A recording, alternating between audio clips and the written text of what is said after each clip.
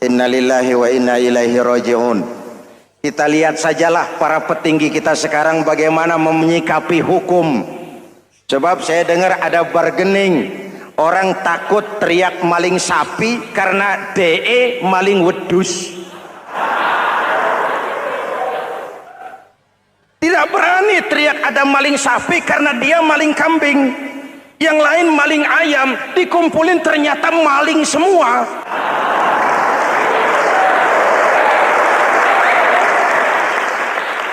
Muhammadin wa ala alihi wa sahbihi ajma'in, amma ba'du. Hadirin hadirat ma'asyiral muslimin yang saya cintai, ada sebuah cerita pendek. Seorang pengendara sepeda motor ditangkap oleh Pak Polisi, lalu diperiksa. Ini motor siapa? Pinjam Pak. Helm? Pinjam. SIM? Pinjam. Kata Pak Polisi, tidak boleh begini. Marah yang naik sepeda motor. Pak Polisi bagaimana? Kok tidak boleh? Yang punya saja bilang boleh.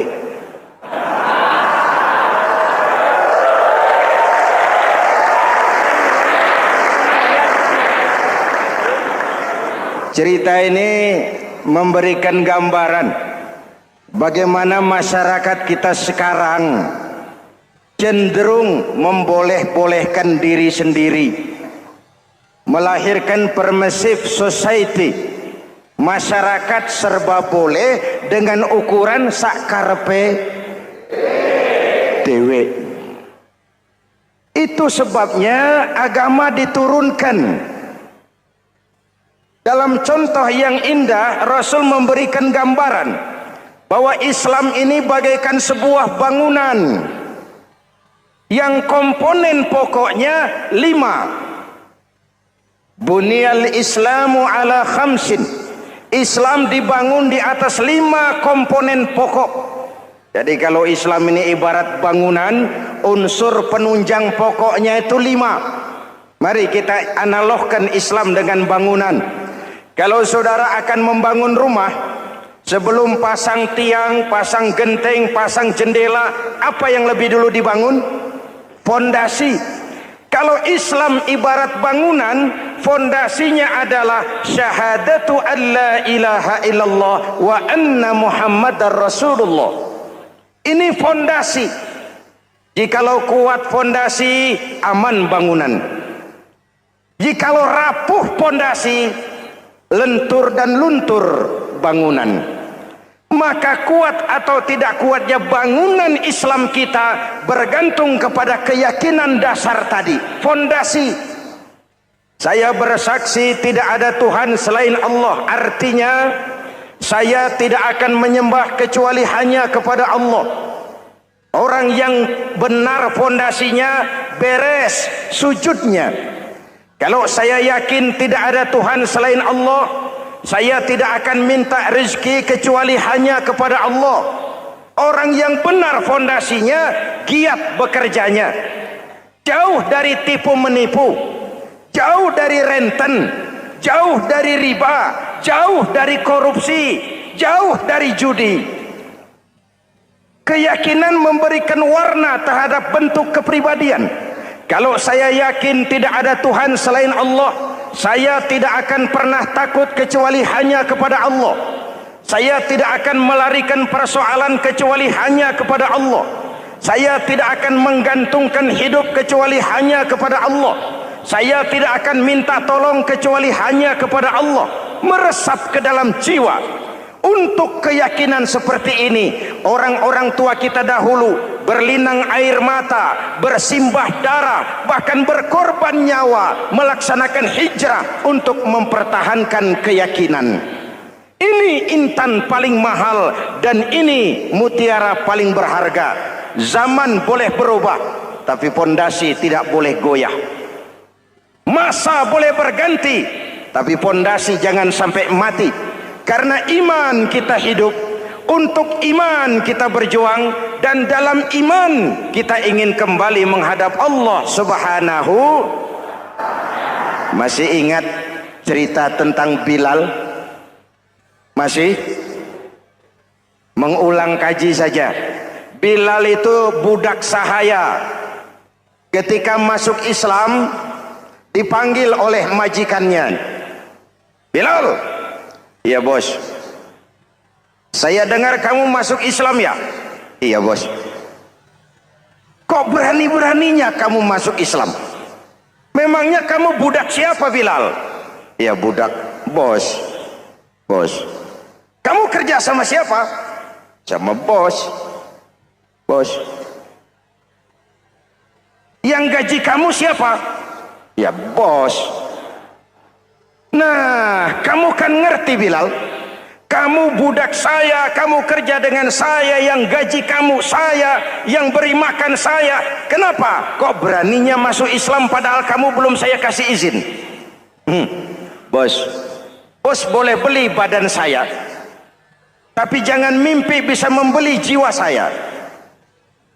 Tuhan boleh kuasai badan saya, tapi jangan mimpi bisa menguasai keyakinan saya. Saya memang benar Tuhan yang gaji, tapi kan saya digaji, saya kerja.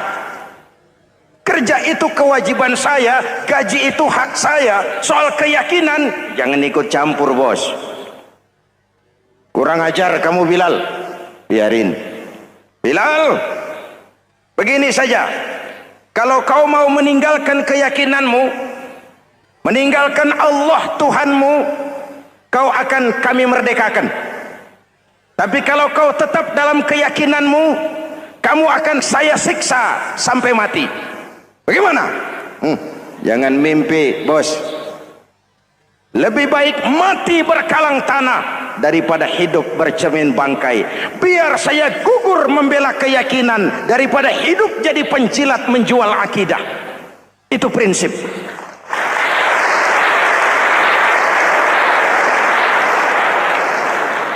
Gendeng kamu. Ayo, siksa.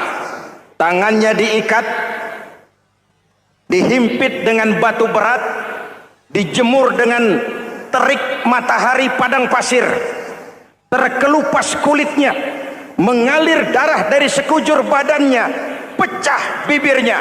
Ayo Bilal, tetap bertuhan Allah dan kau akan mati di sini, atau kembali ke agama lama, kau jadi merdeka.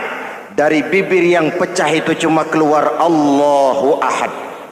Bilal budak badannya, merdeka jiwanya, maka namanya ditulis dengan tinta emas dalam sejarah.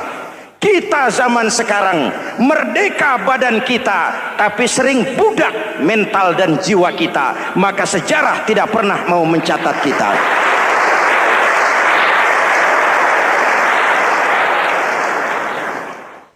Ma'asyiral muslimin yang saya cintai, fondasi sudah. Lalu apa lagi? Mulai memancangkan tiang. Tiangnya 5. Ada tiang namanya zuhur, asar, maghrib, subuh, isya. Tetapi agar bangunan menjadi kuat, ada tiang-tiang tambahan. Namanya rawatib dan nawafil. Rawatib itu ba'diyah atau qobliyah, nawafil itu di luar itu. Agar bangunan menjadi kuat, dibentuk pribadi lewat sholat. Apa filsafatnya? Pertama, sholat itu simbol penyerahan total kepada Allah. Kita ini sudah kontrak. Innallaha astara minal mu'minina anfusahum wa amwalahum bi anna lahumul jannah. Allah telah membeli dari orang-orang mukmin diri mereka, harta mereka, bagi mereka adalah surga. Penjual kita orang beriman, pembeli Allah, dagangannya amwal dan anfus, harganya adalah surga. Jelas? Penyerahan total itu dimulai dengan takbiratul ihram. Shalli fardal isya, Allahu akbar. Arahkan mata ke tempat kita sujud. Jangan lupa kalau sudah di atas, lupa dengan yang di bawah. Sudah jadi genteng, petatang peteteng di atas.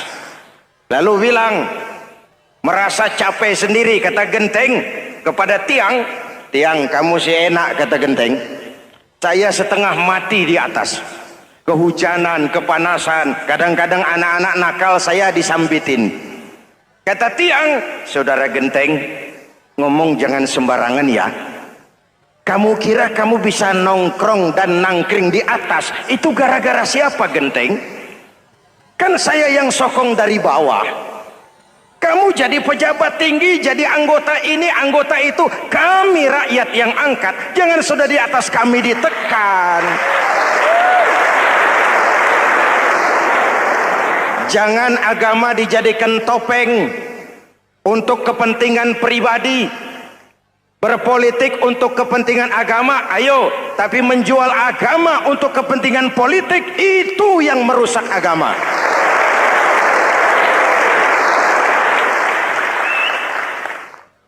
Ini kan kita lagi prihatin sedang meluncur kasus Bulog Gate 2. Innalillahi wa inna ilaihi raji'un. Kita lihat sajalah para petinggi kita sekarang bagaimana menyikapi hukum.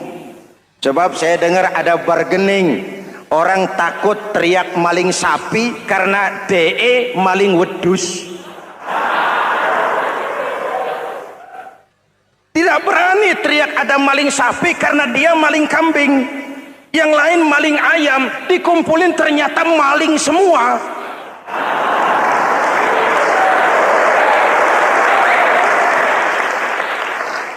Hadirin yang saya hormati, ini melukai rasa keadilan. Oleh karena itu sholat mengajarkan kepada kita, dalam posisi berdiri, lihat tempat sujudmu. Jangan menteleng terus ke atas, lalu lupa dari mana kita berangkat.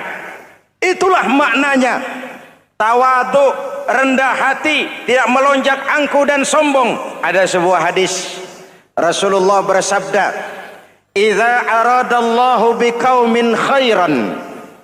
Apabila Allah menginginkan kebaikan kepada satu bangsa, apabila Allah menginginkan kebaikan kepada satu kelompok rakyat, walla alaihim khulama'uhum, maka yang naik jadi pemimpin adalah orang-orang yang santun, orang-orang yang lemah lembut, bukan orang yang menggunakan kekerasan dan tiran, sedikit-sedikit main pecat.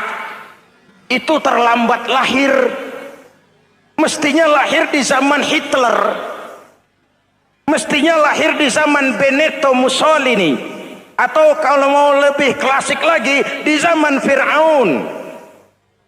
Kalau Allah menginginkan kebaikan kepada satu masyarakat, satu bangsa, satu negara, naiklah orang-orang yang santun, yang ngayomi, yang menjadi solusi dan jalan keluar untuk kepentingan rakyatnya, mampu memberikan keteladanan. Saya tertarik dengan pidato Presiden Cina pada saat dilantik. Cina, Presiden Cina pasti tidak tahu Pancasila, pasti tidak kenal Islam, tapi pidato pelantikannya, berikan saya 100 peti mati, yang 99 akan saya pakai buat koruptor, yang satu akan saya pakai sendiri kalau kamu lihat saya tidak benar. Luar biasa. Yang diperlukan sekarang ini keteladanan, khulama'uhum, sikap ngayomi, mencari jalan keluar, bukan memamerkan kekuasaan, memamerkan kekuatan, arogansi, menghormati perbedaan. Itu ciri demokrasi. Lalu wa qada bainahum ulama'uhum, yang memutuskan hukum adalah pakarnya, ulamanya, mengambil keputusan secara profesional sehingga rakyat beroleh apa yang namanya kepastian hukum, merasa hidup terlindungi, aman dan nyaman. Lalu yang ketiga, wa ja'alal mala fi askhiyaihim, peredaran harta, pergerakan ekonomi berada di tangan orang-orang yang pemurah, yang tidak mau kaya sendiri, tidak mau senyum di atas penderitaan orang lain, menari di atas bangkai saudaranya. Hadirin yang saya hormati, ini cirinya. Tapi sebaliknya kata Nabi, wa idza aradallahu biqaumin syarran, apabila Allah menghendaki kejelekan, keburukan bagi satu bangsa, walla alaihim sufahauhum, yang naik jadi pemimpin orang-orang durjana, orang-orang kurang ajar, tapi dipoles dengan topeng yang bagus. Ini musim topeng. Musim apa? Topeng. Topeng itu apa perlunya? Menyembunyikan wajah asli. Sekarang ini Dracula berwajah Arjuna. Ini musim topeng. Kita rakyat harus hati-hati dan punya filter, mampu memilah dan memilih. Walla alaihim sufahauhum wa qada bainahum juhaluhum, yang memutuskan hukum, yang mengambil keputusan orang-orang bodoh.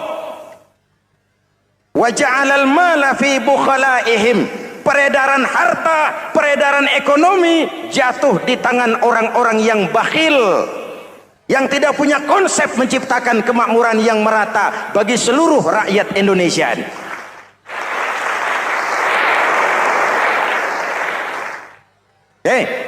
Kita kembali kepada tiang. Ini kan lagi cerita tiang tadi ya. Kalau sedang berdiri, lihat tempat sujud, jangan menteleng terus ke atas. Terserang penyakit tamak bin rakus alias serakah. Nah, selesai. Anggota badan yang paling terhormat ini kepala. Ketika sujud, sama rendahnya dengan telapak kaki. Allahu Akbar, yang besar cuma Allah. Apa bedanya saya dengan saudara? Tidak ada, kecuali saya ngomong saudara dengerin. Kita sama-sama beribadah, sama-sama mencari nilai tambah di hadapan Allah. Apa saya lebih penting dari saudara? Belum tentu. Apa saya lebih hebat dari saudara? Belum tentu. Perasaan lebih penting, lebih hebat, lebih jago setan. Jelas? Ayo tundukkan kepala, dia sama rendahnya dengan telapak kaki kita. Yang besar cuma Allah. Allahu Akbar. Lalu diakhiri dengan menebarkan salam. Assalamualaikum warahmatullah. Assalamualaikum warahmatullah. Menebarkan salam, mewujudkan rasa aman, damai, bukan menimbulkan keresahan. Hadirin yang saya hormati, ini karakteristik kita. Selesai sholat, kembali ke masyarakat, ajaran salam diterjemahkan. Apa? Rasulullah sallallahu alaihi wasallam bersabda, "Ufsus salam, wasilul arham, wa at'imut ta'am, wa sallu bil laili wan nas niyam, tadkhulul jannata bisalam." Pertama, ufsus salam, tebarkan salam. Tebarkan salam itu bukan cuma kalau ketemu orang assalamualaikum, assalamualaikum. Iya, itu zahirnya. Tetapi hidup di tengah masyarakat memberikan rasa aman, rasa damai, menjadi pengayom bagi lingkungan, menjadi rahmah bagi semesta. Dalam Islam jangankan manusia, binatang saja dilindungi kok. Betul? Betul? Coba kalau belajar istinja itu kan makruh buang air kecil di tanah yang berlubang. Kenapa? Pertama, melindungi binatang yang ada dalam lubang. Siapa tahu di lubang yang saudara kencingi ada semut sedang rapat. Membahas Bologet jilid 2. Apa dosanya lalu mati dikencingi? Ini namanya rahmatan lis semut. Binatang saja dilindungi. Ada hadis, kalau kamu menyembelih hewan, sembelilah dengan cara yang terbaik. Jangan menyembelih ayam dengan pisau tumpul. Ini ajaran apa? Ajaran tentang peri kebinatangan. Rahmatan, memberikan rahmah, salam, keselamatan dan kedamaian kepada masyarakat lingkungan. Itu misi seorang muslim.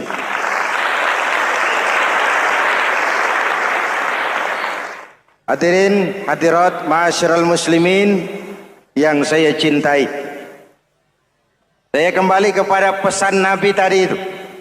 Pertama, ufsus salam, sebarkan salam. Sekarang ini kan yang banyak sebarkan isu, sebarkan fitnah, hancurkan nama baik orang, hantam orang di mana-mana. Padahal yang diajarkan ufsus salam, sebarkan perdamaian, bukan permusuhan. Cari kebenaran, bukan kemenangan. Lalu yang kedua, wasilul arham, sambungkan silaturahmi, tegakkan semangat kekeluargaan dan persaudaraan. Karena kita sudah diikat dengan tali akidah. Mari kita saling bertanya setelah lewat hari-hari yang dimana kita seperti saling berhadapan, seperti tercabut dari akar budaya kita sebagai bangsa. Semangat gotong royong, semangat kekeluargaan makin lentur dan luntur, dan perlu kita angkat kembali ke permukaan. Silul arham, sambungkan semangat silaturahmi. Wa at'imut ta'am, berikan makan orang-orang yang kelaparan, mempunyai kepekaan dan kepedulian. Jangan menari di atas penderitaan orang, jangan tersenyum di atas isak tangis tetangga. At'imut ta'am, mempunyai kepedulian yang tinggi. Wa sallu bil laili wan nasu niyam, bangunlah di keheningan malam ketika orang sedang tidur. Istilah saya, kalau mau telepon Allah, jangan lupa nomor teleponnya itu 44342. Jumlahnya 17. Zuhur, asar, maghrib, isya, subuh 44342. Jangan ragu-ragu. Kalau angka cukup, telepon sambung. Kalau angka kurang, hati-hati salah sambung. Pak, mau sambung yang lebih cepat bagaimana? Bisa. Selain nomor itu, coba pakai sambungan langsung jarak jauh. Namanya SLJJ. Kapan? Tengah malam. Kenapa tengah malam? Lebih murah. Lebih murah. Saluran kosong, telepon jarang yang pakai, orang banyak tidur. Wa minal laili fatahajjad bihi nafilatan lak asa ayyab'atsaka rabbuka maqaman mahmuda. Nun di keheningan malam, bangun. Seperti bapak-bapak, ibu-ibu sering bangun tengah malam ya Bu? Ya. Ngapain? Kalau bangun tengah malamnya sih saya percaya, cuma urusannya apa? Kira bangun tengah malam mau tahajud, malaikat sudah mau nulis, cuma buang air kecil, tidur lagi. Hampir salah tulis saya.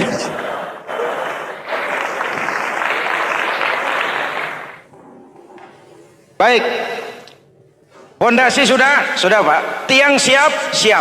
Lalu apa lagi? Nah, rumah itu supaya ada batas, perlu pagar, dinding, tembok. Yang jadi batas, dinding, tembok, puasa. Asyamu junnatun, puasa adalah dinding, benteng yang menyelamatkan manusia jangan sampai menyentuh wilayah lain. Ada batas-batas dan norma yang diindahkan. Selesai, tembok, dinding, selesai. Pagar, selesai.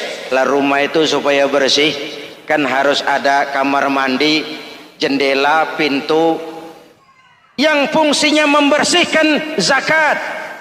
Kalau dia zakatul mal, dia bersihkan harta kita. Kalau dia zakatul fitrah, dia bersihkan jiwa kita. Kalau dia zakatul tijarah, dia bersihkan bisnis kita. Kalau dia zakatul ma'adin, dia bersihkan barang tambang kita.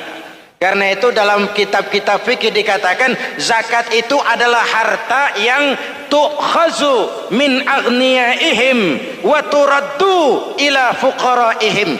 Diambil dari yang kaya, diserahkan. Hukum diatur menurut selera orang yang sedang berkuasa. Maka yang benar bisa jadi salah, yang salah bisa jadi benar. Kalau untuk rakyat, hukum itu tajam bukan main, cepat sekali dilaksanakan. Tapi giliran menengah ke atas yang gedean dikit berbuat salah, hukum tompul. Tapi ada orang-orang tertentu yang agunannya palsu, jaminannya palsu, bawa kata belece, bukan cuma miliaran, triliunan kredit bisa keluar. Terluka rasa keadilan, hilangnya kesempatan. Rakyat cuma dapat kesempitan, jarang dapat kesempatan.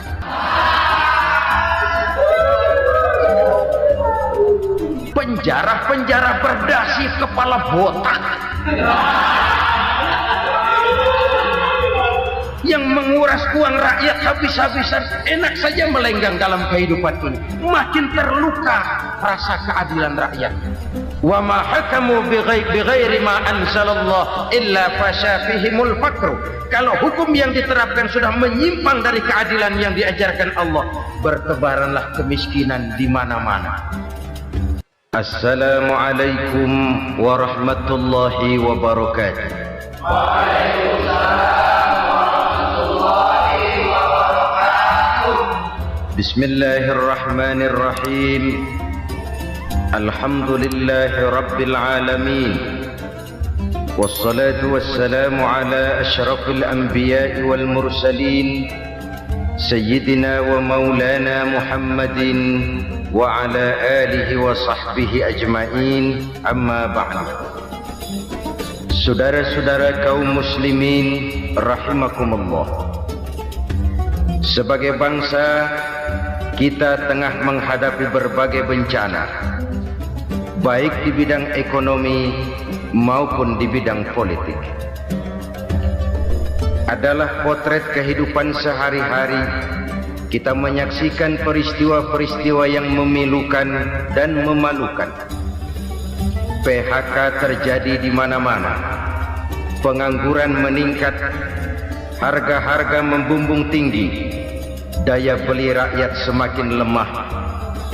Sementara di bidang politik, kejadian-kejadian memberikan indikasi bahwa persatuan dan kesatuan kita sebagai bangsa dewasa ini tengah berada dalam ujian yang berat.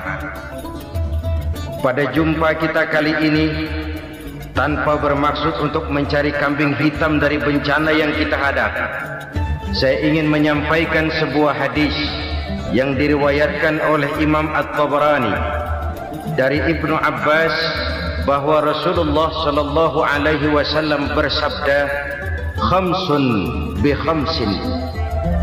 Ada 5 perkara yang dapat menimbulkan 5 macam bencana. Mari kita renungi hadis ini satu demi satu sebagai bahan introspeksi buat kita semua dalam menghadapi bencana yang tengah berlaku sekarang ini. Yang pertama, manaqasa qaumul ahda illa sullita alaihim aduwwuhum. Apabila suatu kaum sudah mengingkari janjinya, maka mereka pun akan dikuasai oleh musuh-musuh mereka. Sederhana saja nampak kalimat dalam hadis ini. Apabila orang sudah mengingkari janji, mereka akan dikuasai oleh musuh-musuh mereka sendiri. Dan musuh kita yang paling utama saat ini adalah kemiskinan dan kebodohan. Kenapa itu terjadi? Karena kita mengingkari janji kita sendiri. Di saat awal-awal berdirinya Orde Baru, kita pernah berjanji untuk melaksanakan Pancasila dan Undang-Undang Dasar 45 secara murni dan konsekuen. Kita berjanji bahwa kita akan menegakkan pemerintah yang bersih dan berwibawa. Itu semua pada permulaannya. Waktu demi waktu berjalan, kita lupa dengan janji yang kita ucapkan itu. Ketuhanan yang Maha Esa kita ucapkan, tapi kesetanan yang luar biasa yang kita lakukan. Kemanusiaan yang adil dan beradab yang kita dengungkan, tetapi kemanusiaan zalim dan biadab yang kita praktekkan. Sederhana saja saudara, hampir setiap pejabat pada posisi-posisi kunci, di awal-awal ia memangku jabatan itu, biasanya ia mengucapkan sumpah dengan lafaz demi Allah, bahwa dalam melaksanakan jabatan ini saya tidak akan menerima hadiah atau pemberian dalam bentuk apapun. Itu pada permulaannya. Lama-lama rupanya hadiah itu asik juga, mulai diterima.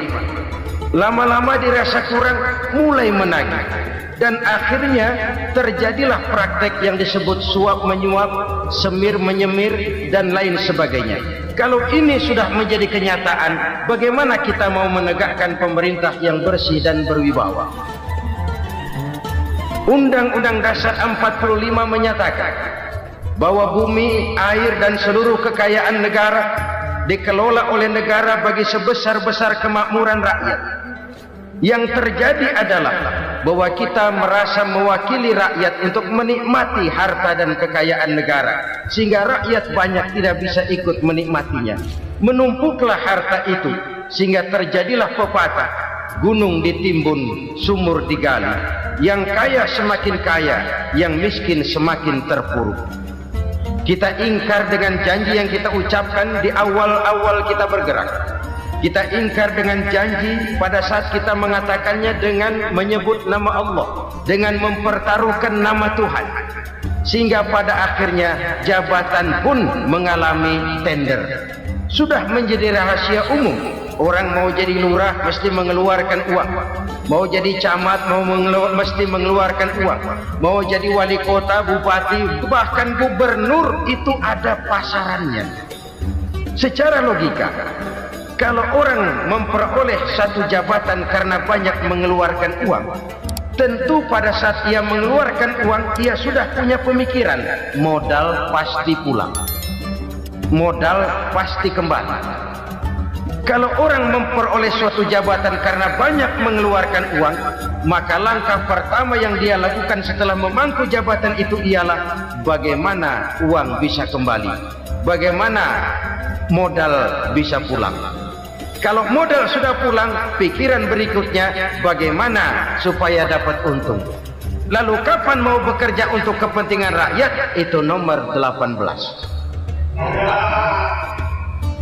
Kemudian kalau ada proyek-proyek besar, pertanyaannya ialah bukan apakah proyek ini bermanfaat bagi rakyat, apakah proyek ini layak untuk diteruskan, tetapi yang jadi pertanyaan paling utama ialah bagian saya berapa duit dari proyek ini.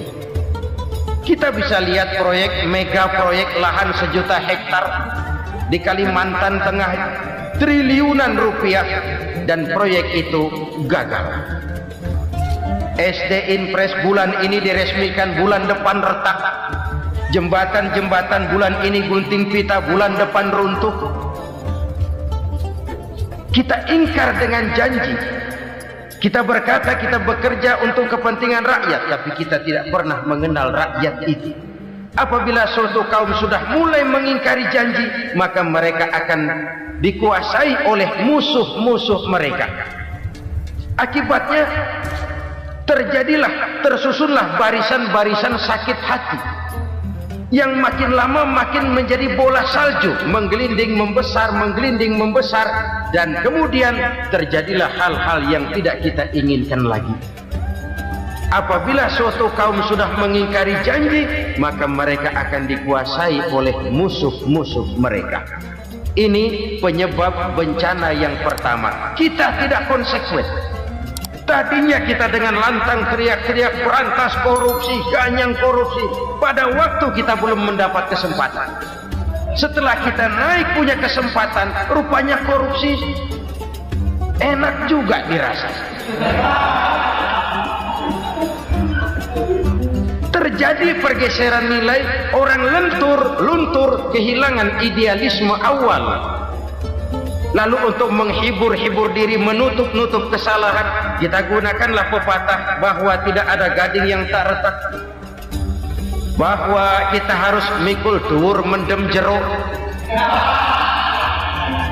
Itu semua cuma sebagai dalih agar kesalahan kita tidak dibicarakan orang lain. Padahal kita sendiri yang mengingkari janji. Kita yang keluar dari komitmen awal kita. Kita berjanji melaksanakan Pancasila dan Undang-Undang Dasar 45 dengan murni dan konsekuen. Kita berjanji untuk menegakkan pemerintah yang bersih dan berwibawa. Namun dalam kenyataannya itu tidak kita laksanakan dengan sebagaimana mestinya. Kita bergeser, kita mengalami proses degradasi, peluncuran nilai, dan akhirnya terbentuklah barisan-barisan sakit hati yang semakin lama semakin membesar itu. Kita harus introspeksi. Memang kalau zaman sedang susah, biasanya kambing hitam laris, tukang kompor gentayangan. Itu dari dulu selalu mencari kambing hitam. Karena itu kita tidak bicara orang, kita tidak bicara siapa yang salah, kita bicara sistem, dan sistem itu bisa mengena siapa saja. Kalau orang sudah mulai mengingkari janji, bergeser dari komitmen awal, itu sudah mulai ya mengalami proses peluncuran, proses degradasi. Ini penyebab yang pertama. Kita tidak lagi konsekuen bahwa bumi, air, sumber daya alam adalah milik negara, dikuasai oleh negara, digunakan bagi sebesar-besar kemakmuran rakyat. Ternyata rakyat yang makmur itu tidak merupakan gambaran yang menyeluruh dari rakyat kita. Undang-undang dasar kita menganut ekonomi kekeluargaan, tapi yang kita praktekkan adalah ekonomi keluarga. Kalau bukan keluarga nggak dapat proyek, kalau bukan keluarga nggak dapat macam-macam. Kekeluargaan kita rubah menjadi keluarga, timbullah penyakit nepotisme. Kita bergeser, kita ingkari janji, dan kita anggap kita atasnamakan rakyat. Rakyat cuma sekedar jadi adres, rakyat cuma sekedar jadi alamat, tetapi kehidupan mereka tidak banyak berubah dan tidak banyak terangkat.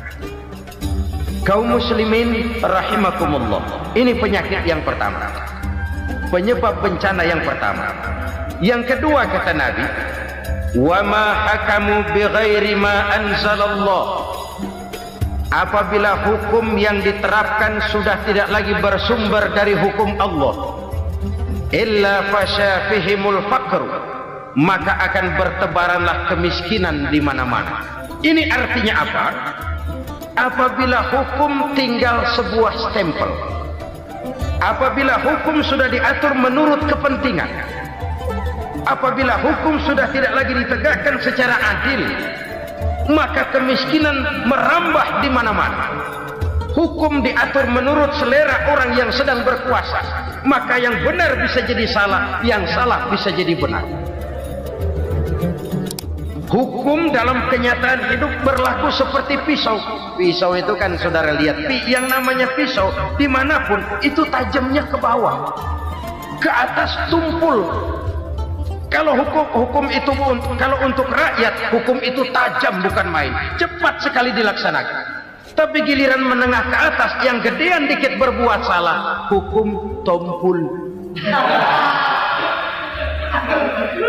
Hukum pura-pura tidak dengar. Akibatnya terluka rasa keadilan rakyat.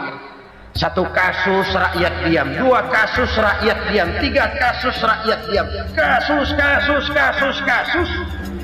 terakumulasi di hati rakyat. Luka rasa keadilan, dan itu menjadi sumber bencana. Penjarahan, kita tidak setuju itu, tapi kita harus melihat kausalnya. Itu kan tidak berdiri sendiri, itu kan karena terlukanya rasa keadilan rakyat melihat kesempatan ini tidak merata.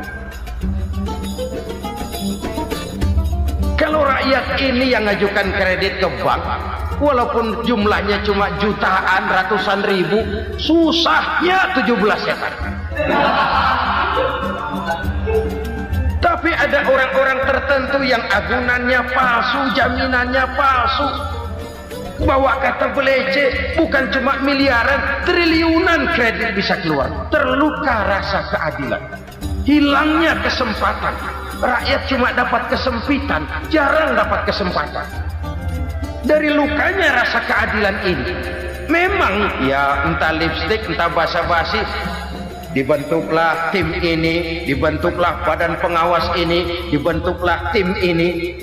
Kalau membentur tahu, hancur tahu. Tapi kalau tim yang dibentuk membentur karang, bukan karangnya yang hancur biasanya, timnya yang bubar. Kenapa? Yang dibentur batu karang yang sangat keras. Kita main-main dengan hukum, kita tidak konsekuen dengan hukum. Luka rasa keadilan, dan itu terakumulasi. Edi Tamsil, rakyat tahu, terakumulasi, menguap begitu saja. Kasus-kasus lain rakyat tahu, menguap begitu saja. Ketidakadilan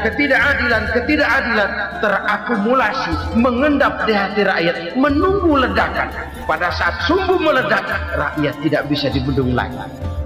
Oke, kita tidak setuju dengan penjarahan, tapi jangan melihat itu sebagai peristiwa yang berdiri sendiri. Kenapa itu terjadi? Kausalnya kenapa? Oke, kita tidak setuju memang, tapi yang dijarah oleh rakyat kan memang cuma untuk perut.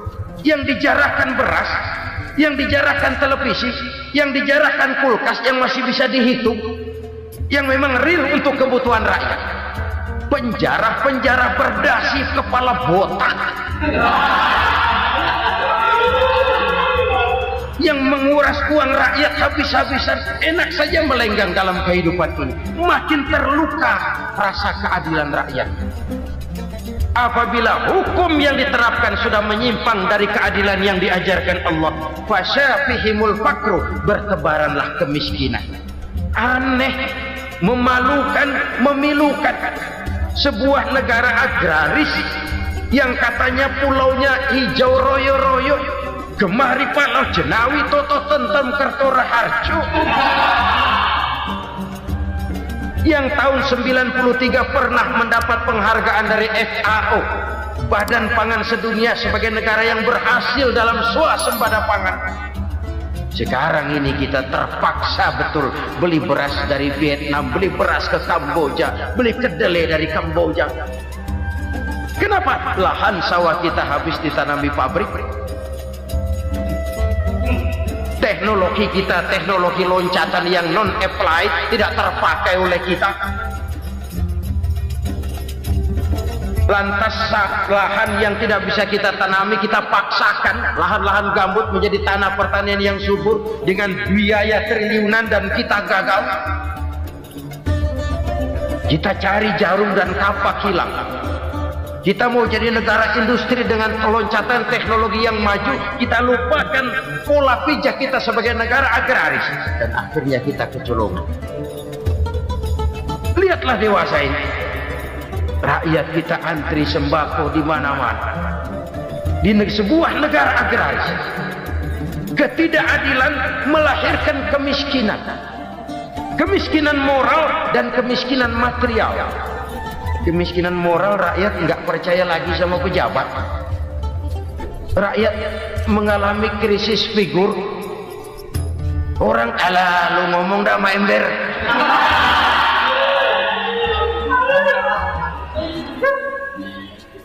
Penataran yang menghabiskan biaya miliaran itu melahirkan pejabat-pejabat korup. Pengawasan yang menghabiskan biaya miliaran itu ternyata impoten, mandul. Kemiskinan moral. Jujur saya berkata, saudara-saudara, setelah pintu reformasi dibuka, itu yang masuk memang macam-macam. Ada yang memang punya tujuan murni, konsekuen, dan punya konsep. Ada yang nunggu di tikungan, begitu mobil lewat nyamber pintu, berangkat ikut reformasi. Ada yang memanfaatkan momentum, mumpung, untuk nyampein unek-unek, ngerti nggak, pokoknya ngomong.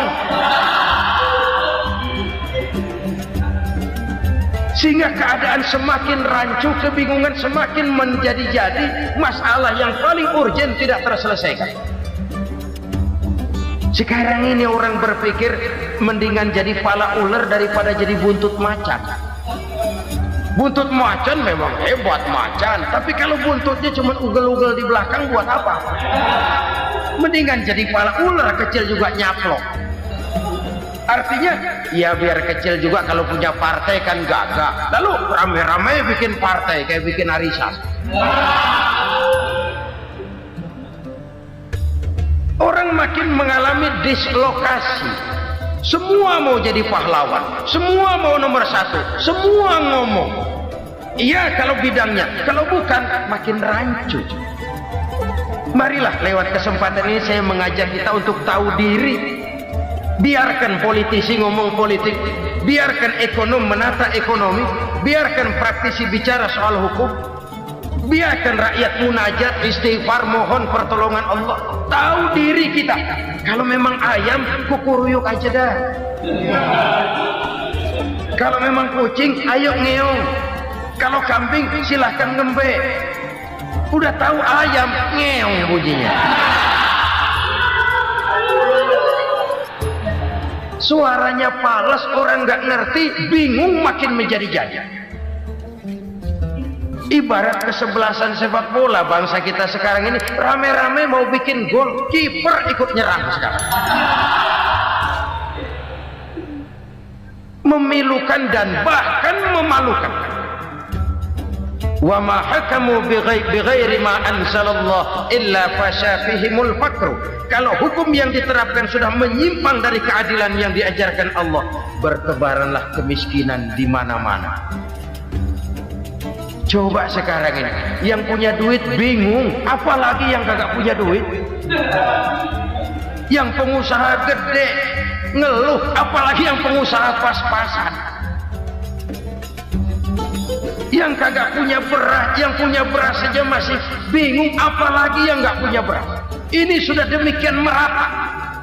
Dulu kita kagum mendengar konglomerat kelas wadah, kelas-kelas yang seakan-akan cuma ada dalam khayalan mereka, punya kekayaan miliaran dolar, triliunan. Sudahlah, seolah-olah nggak terjangkau sama kita. Weh, ternyata yang gede-gede itu juga gede utangnya.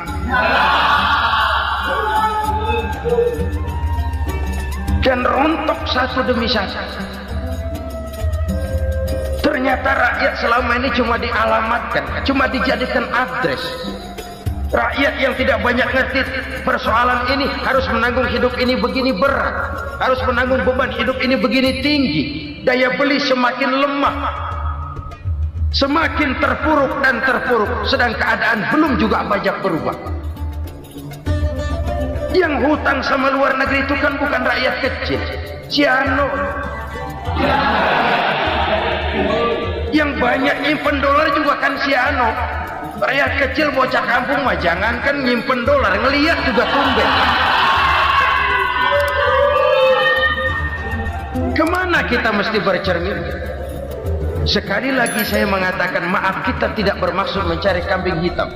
Karena itu kita tidak bicara orang, kita bicara sistem, kita bicara keadaan. Beginilah yang dikatakan Nabi, penyebab timbulnya bencana, hukum yang ditegakkan tidak lagi berorientasi kepada keadilan, tapi berorientasi kepada kepentingan. Akhirnya bentuk hukum seperti pisau, tajam ke bawah, tumpul ke atas. Hukum cuma buat rakyat kecil, tetapi kelompok menengah ke atas kadang-kadang kebal dari perlakuan hukum. Maka bertebaranlah kemiskinan. Iya, kemiskinan moral berupa lukanya rasa keadilan. Kalau rasa keadilan terluka, orang kan nunggu kesempatan, saudara. Iya, dia nggak bisa ngomong, iya dia nggak sanggup action, iya dia nggak bisa tunjuk rasa, tapi hatinya kan kapan ada kesempatan, kapan ada waktu, tunggu. Hatinya mesti begitu. Sehingga begitu ada kesempatan, terjadilah hal-hal yang tidak terhindarkan. Dan itu ekses, bukan reformasi. Jangan seperti sebuah dialog saya dengan seorang abang beca. Saya bertanya, bang, ya, abang tahu nggak reformasi? Tahu. Ustaz, apa? Pembakaran. Terus penjarahan, lalu perkosaan. Itu reformasi. Itu yang saya lihat. Itu yang dia lihat. Saya tentu tidak menyalahkan abang beca kita, karena memang itu yang dia lihat dan sejauh itu wawasannya. Tapi ini indikasi bahwa banyak rakyat kita yang belum bisa menggunakan kebebasan secara bertanggung jawab. Padahal kebebasan tanpa tanggung jawab tirani. Sebuah contoh gampang-gampangan. Saya beli radio, saya setel di kamar saya, lalu saya bilang, ini radio gue. Yang beli gue, pakai duit gue setel di kamar gue, sekeras-kerasnya, gak ada urusan sama orang lain. Itu kata saya. Tetapi tetangga saya sebelah rumah kan boleh juga ngomong begitu. Kata tetangga saya, ini mata gue, yang ngantuk gue tidur di kamar gue, kenapa suara radio lu nyampe kemari? Artinya apa ini? Kebebasan saya nyetel radio dibatasi oleh kebebasan tetangga saya yang mau tidur. Tidak ada kebebasan mutlak. Kebebasan mutlak tanpa tanggung jawab kembali akan melahirkan tirani, kembali akan melahirkan pemaksaan kehendak. Dan itu lagi-lagi bukan demokrasi. Saudara-saudara kaum muslimin rahimakumullah. Ini penyakit yang kedua, lukanya rasa keadilan, terutama di kalangan rakyat kecil. Itu mengendap menjadi akumulasi dan menunggu giliran kapan bisa dimuntahkan. Dengan kata lain, rakyat itu udah banyak banget makan yang perutnya jadi enak, nyelam. Kapan nunggu muntahnya? Udah begini banyak akumulasi yang mereka pendam di perut ini, sehingga ketika terjadi kesempatan itu sudah tidak terkendalikan lagi. Kita out of control. Saya tidak mentolerir sikap-sikap kekerasan. Bahkan saya lebih cenderung bahwa kalau di rumah kita banyak tikusnya saja racuni, jangan rumah dibakar. Bahwa ada korupsi, iya. Ada kolusi, memang. Ada nepotisme, tentu. Tetapi tikusnya saja racuni. Jangan rumah dibakar. Masa mau ngusir tikus bakar rumah? Tikusnya lari, tikusnya selamat, rumahnya ewes-ewes.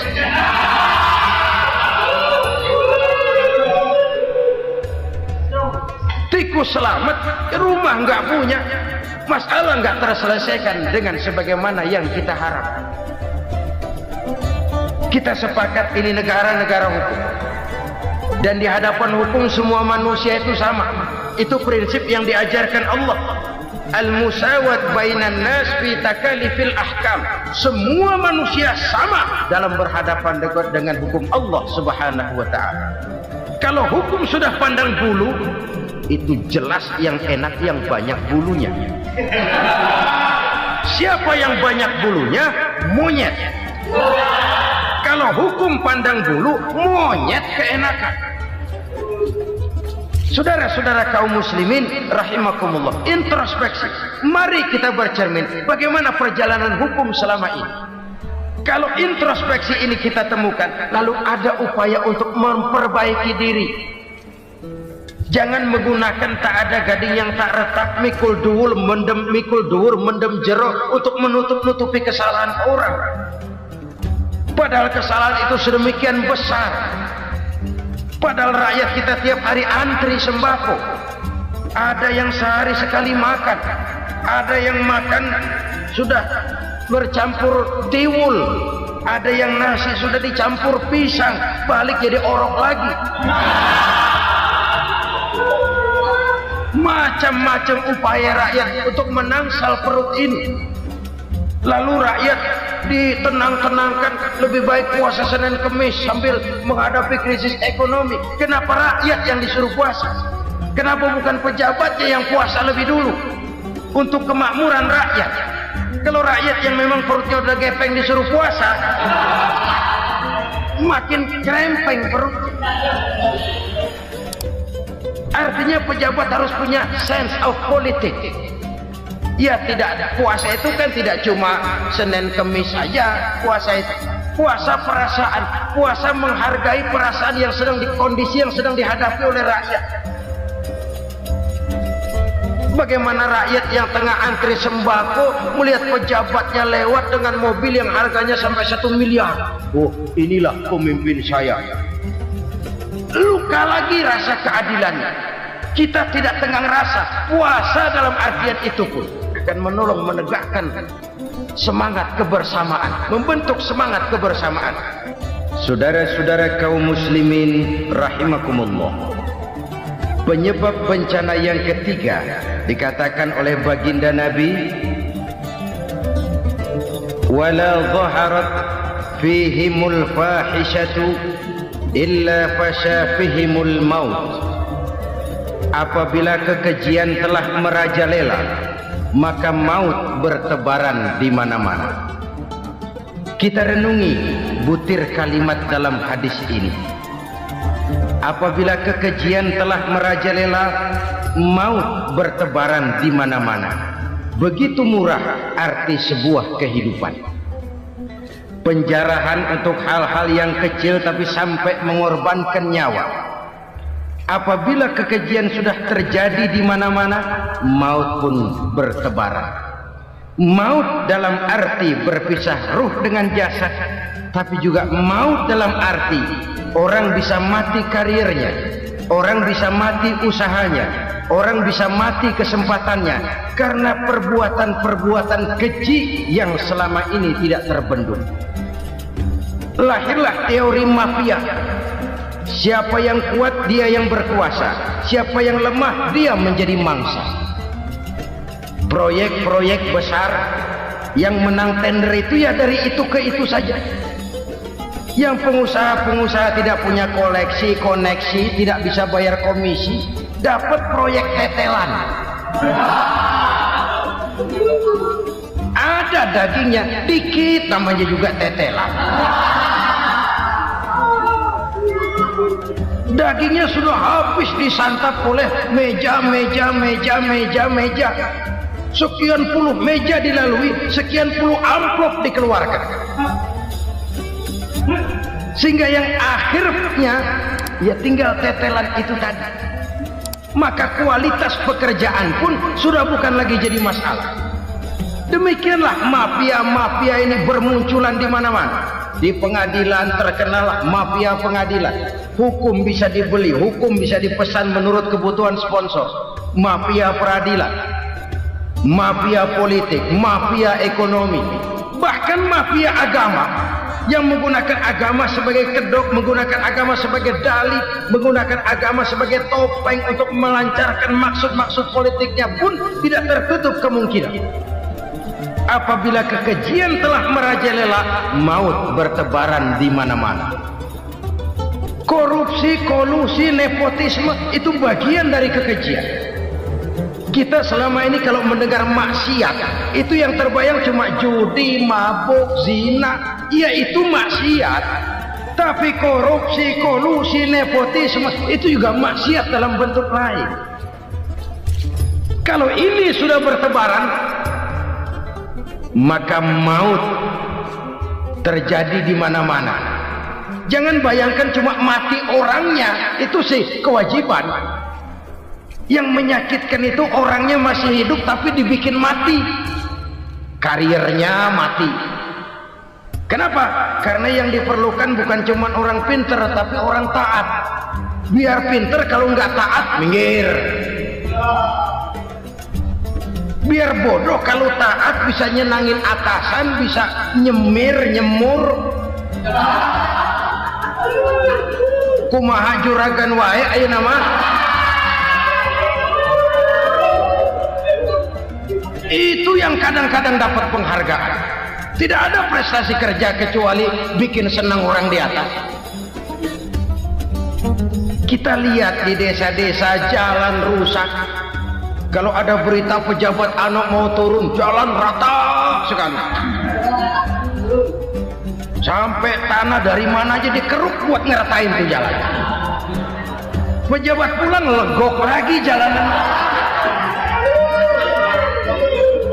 Katanya kita kerja buat rakyat, nyatanya kita cuma melayani atas. Kenapa? Terjadi lingkaran setan.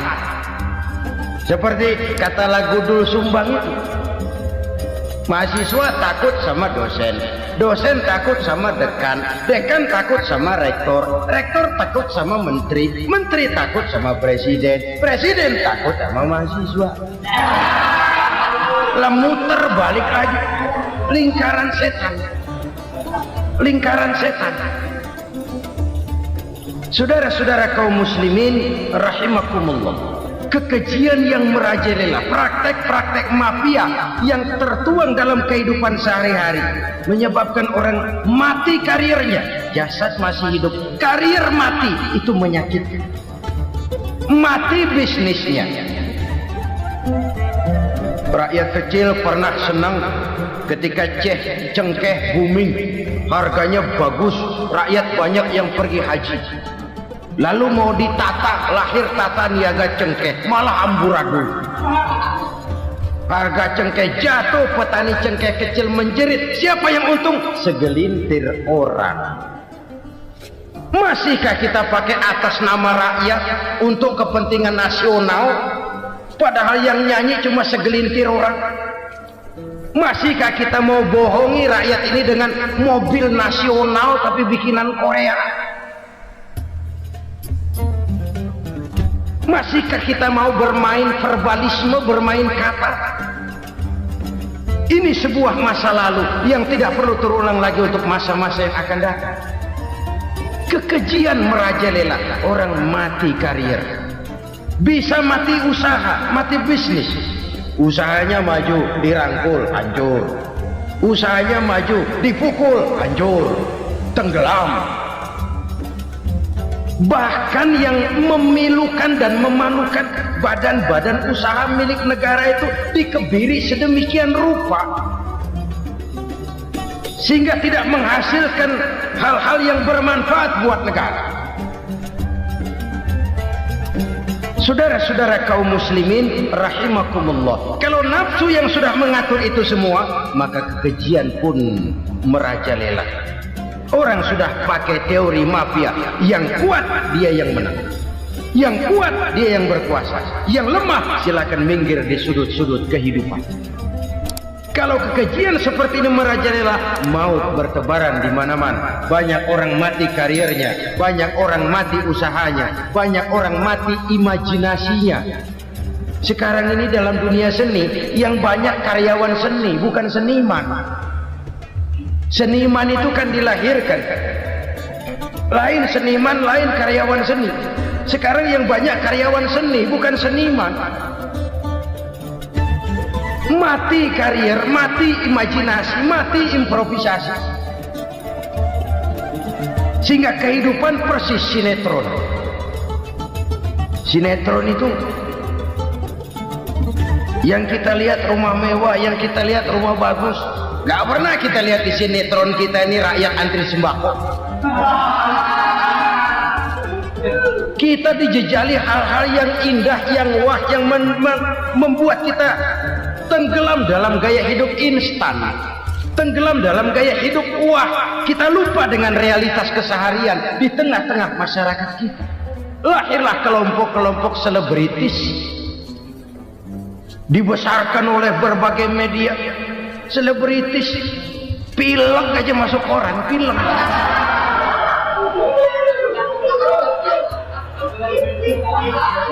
Rakyat yang pingsan antri beras nggak masuk koran. Rakyat yang semaput antri minyak nggak masuk koran. Selebritis panok masuk koran.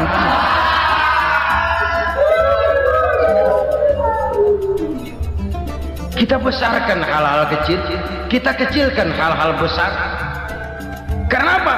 Kita mengejar oplah, kita profit oriented, tidak lagi berorientasi kepada realitas hidup yang kita hadapi ini. Kalau kekejian sudah merajalela, kata Nabi, maka maut bertebaran di mana-mana. Maut dalam artian maut, coba lihat sekarang begitu murah nyawa. Karena 1000 perak orang mau nusuk bunuh. Karena beras seliter orang khilaf, begitu murah kehidupan. Tapi kekejian dalam bentuk korupsi, kolusi, nepotisme, kekejian dalam bentuk itu mematikan karier, mematikan bisnis, mematikan imajinasi, mematikan kreativitas. Itu juga maut dalam bentuk lain akibat kekejaman lain. Ini penyebab yang ketiga. Yang keempat, penyebab bencana menurut baginda Rasul, wala tuffiful mikyala illa muni'un nabat. Apabila timbangan sudah dicurangi, maka tercegahlah tumbuh-tumbuhan. Apabila timbangan sudah mulai curang, maka terjadilah musim paceklik. Apabila bisnis sudah bergaya mafia tadi itu, kecurangan-kecurangan terjadi, tender di balik pintu, yang dimenangkan cuma kelompok-kelompok yang bisa memberikan presentasi yang besar, muni'un nabat, terjadilah paceklik. Paceklik, panen gagal, wereng, ya wereng, kemarau panjang, it's okay, air sulit, iya. Tetapi kan semua itu ada yang ngatur. Kemarau ada yang ngatur, belalang itu ada yang ngatur, air itu juga ada yang ngatur. Yang ngatur itu yang serba maha. Kalau ia murka melihat kecurangan timbangan, Allah itu kalau murka kan gampang saja, tinggal komandoin balang, lang, hancurin pesawat. Konvoy belalang, konvoy. Allah tinggal ngutik. Angin El Nino mampir lo ke Indonesia, hujan nggak turun-turun, kemarau panjang. Jadi kalau musim kemarau kan namanya anginnya El Nino. Kalau musim hujan anginnya namanya La Nina. Cakep namanya, kejem orangnya. Saudara lihat Cina sekarang sedang kena La Nina, banjir besar, ribuan orang meninggal. Dia mah ribuan mati kagak berasa, rakyatnya miliaran. Bangladesh lagi ngalami La Nina, India lagi ngalami La Nina. Angin, hujan, kemarau, belalang, itu kan ada yang ngendaliin. Kuncinya bukan di belalangnya, kuncinya bukan di peredaran matahari berputar, kuncinya di atas yang mengatur semua itu.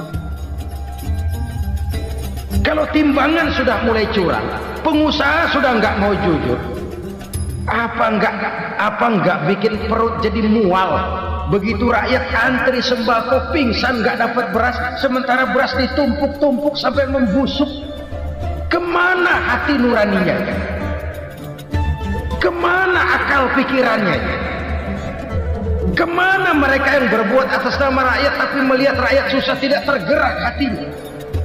Saudara-saudara kaum muslimin rahimakumullah, sekian dulu jumpa kita kali ini.